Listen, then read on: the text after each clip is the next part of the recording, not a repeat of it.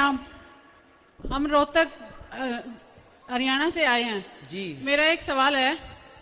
सब माँ बाप यही बोलते हैं कि बेटी का नहीं खाना चाहिए, जो वो कमाई करती है वो नहीं खानी चाहिए। ऐसा हमारे धर्म में लिखा हुआ है, हर माँ बाप कहते हैं, मेरे पापा भी कहते हैं।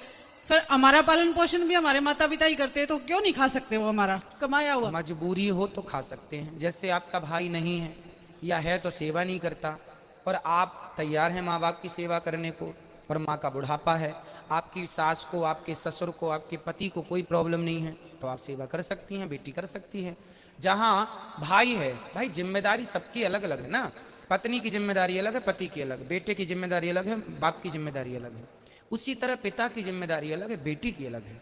बेटी का कन्यादान होता है, बेटे का कन्यादान नहीं होता। इसलिए जो दान दे, हमने ये वस्तु उठा के आपको दान कर दी, अब देने के बाद फिर इस पर हमारा कोई अधिकार नहीं रहा। ये दान का सिद्धांत है। कहते हैं दान एक हाथ से दो तो दूसरे को पता ना लगे, तो दान होता है कन्यादान। मैंने किसी की डिबेट सुनी तो उसने कहा कि अरे कन्या भी कोई दान करने की चीज है बोले कन्या क्यों दान होती है?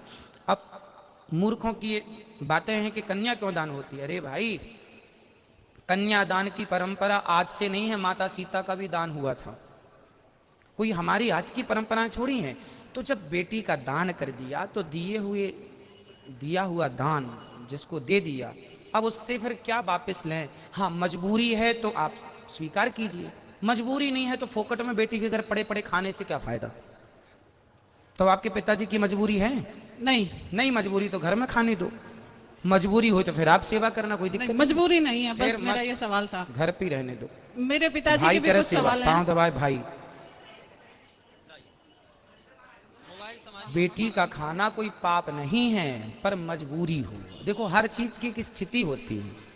बिस्तर पर मलमूत्र करना पाप नहीं है, पर जिसके हाथ पांव कमजोर हो गए, बुढ़ापा है, तो वो बिस्तर पर मलमूत्र करता है। लेकिन अब हट्टा कट्टा आदमी बोले वो करते तो हम भी करेंगे, तो उसका करना सही है, तेरा करना सही नहीं है पगले। वो एक सिचुएशन है ना। तो मजबूरी में सब चलता है, मजबूरी नहीं है तो नहीं चलेगा।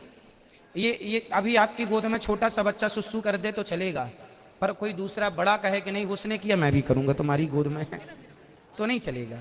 क्यों जी? तो एक समय सिचुएशन है, स्थितियां होती हैं कि किस स्थिति पर क्या निर्णय लेना चाहिए।